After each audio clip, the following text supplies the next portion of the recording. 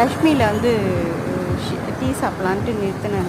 சித்ரா பௌர்ணமிக்கு போயிட்டு வந்தேன்னா போகும்போதே எல்லோரும் ஏழ்ரை கூட்டினாங்க. செம ரஷ்ஷு, உன்னால் உள்ளெல்லாம் போக முடியாது. அதுக்கேற்ற மாதிரி நான் வந்து இந்த அத்தியந்தலில் ஒரு ரோடு தெரியும். அது அந்த ரோடு தெரிஞ்சு தான் அந்த ரோடு வந்து நேராக போய் நித்யானந்த சுவாமியில் நிற்கும்.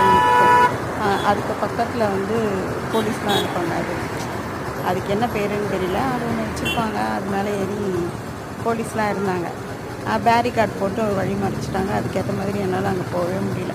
அதுக்கப்புறம் ரிட்டன் வந்து போன வழியே திரும்பி வந்து அங்கே வந்து அன்னபூரணி அப்படின்னு சொல்லிட்டு ஒரு ஹோட்டல் இருக்குது. அந்த ஹோட்டலில் வந்து இட்லி நான் இட்லி சாப்பிட்டுட்டு எனக்கு ஒரு டீ சொல்லுங்கண்ணா. 3 இட்லி ஒரு வடை சாப்பிட்டு அப்படியே வந்துட்டு ஆனால் கொஞ்சம் சொதப்பலாக தான் இருந்தது. அதை பற்றி அப்புறமா அன்னபூர்ணியை கடையை வீடியோ எடுத்துகிட்டு அப்போ சொல்கிறேன் அந்த கடையை.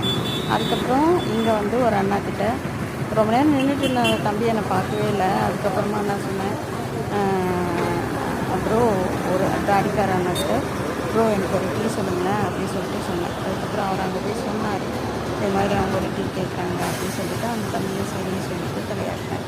இது ஐயங்கார்ஸா? நான் ஸ்ரீகிருஷ்ணா. ஐயங்கார்ஸ் ஸ்ரீகிருஷ்ணா ஐயங்காரா அப்படி தான் நினைக்கிறேன். அது பேர் தெரியல சரியாக பார்க்கல. ஆப்போசிட்டில் போகும்போது திருவண்ணாமலை போகும்போது ஸ்ரீகிருஷ்ணாவில் தான் டீ குடித்தேன். வரும்போது தான் சரி அந்த பக்கம் க்ராஸ் பண்ணி போக முடியாது அப்படி சொல்லிவிட்டு இங்கே குடிச்சிட்டேன். அப்புறம் அந்த பாப்பாலாம் அழகாக இருக்காங்கல்ல, அதுக்கப்புறம் அந்த தாடிக்கார ப்ரோ தான். அதுக்கப்புறம் திரும்பி ரிட்டர்ன் வரும்போது வந்து காசே வந்து வாங்கி கொடுக்காம கண்டுக்காமல் அவர் பாட்டுக்கு போயிட்டார். அதுக்கப்புறம் அந்த பக்கத்தில் ஒரு கருப்பு டிஷர்ட் போட்டுருக்காரு, அந்த ப்ரோ தான் வந்து காசு வாங்கிட்டு போயிட்டுருக்காரு. ரொம்ப நேரம் அங்கேயே நின்றுட்டு இருந்தேன்னா அப்போ நான் நினச்சேன் கிளாஸை தூக்கிட்டு பேசாமல் ஓடி போயிடலாமா அப்படின்னு சொல்லிட்டு அவ்வளோ கடுப்பாக இருந்தது. ஆனால் அதுக்கப்புறம் வந்து இல்லை, அந்த பிளாக் டிஷர்ட் ப்ரோ கிட்ட வந்து கிளாஸையும் காசையும் கொடுத்துட்டேன். அதுக்கப்புறம் அவர் ஒரு அழுக்கு 10 ரூபா எடுத்துகிட்டு வந்து என்கிட்ட கொடுத்தாரு. எனக்கு தெரியல, அந்த குள்ளமாக இருந்த ப்ரோ மேலே ஒரு ஃபீல், அது எப்படி ஒரு நல்ல ஃபீல் கிடச்சிது. ஏன் அப்படி தெரியல, அந்த 10 ரூபா பக்கமாக வச்சுருக்கேன்.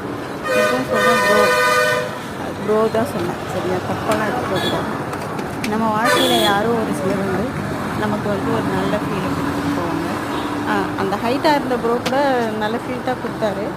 பட் ஆனால் அதையும் தாண்டி இந்த ப்ரோ மேலே என்னன்னு தெரியல, ஒரு அட்ராக்ஷன். அவ்வளோதான்.